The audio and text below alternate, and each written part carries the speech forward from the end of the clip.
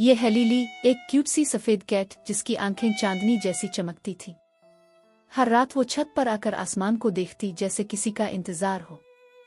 चांद आसमान पर चमकता और लिली इसे तकती रहती। वो दिल में सोचती, क्या चांद मुझसे बात कर सकता है? अचानक एक चमकते हुई रोशनी की लकीर लिली पर पड़ी।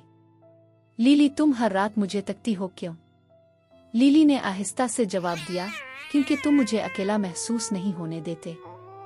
चांद मुस्करा कर बोला, फिर मैं तुम्हें एक तोहफा देता हूँ। तुम्हारे दिल की रोशनी से जो भी तन्हा हो तुम इसे खुशी दे सकोगी। अब लिली सिर्फ कैट नहीं रही। वो हर रात किसी न किसी तन्हा जानवर के पास बैठती। कभी छोटे कुत्ते के साथ जो रास्ता भटक गया था, कभी गुमशुदा परिंदे के पास जो अपने घोंसले से दूर हो गया था।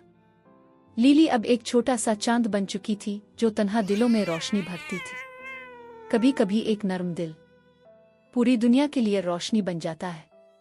अगर आपको हमारी वीडियो पसंद आई तो हमें लाइक करो, कमेंट करो और सब्सक्राइब करो।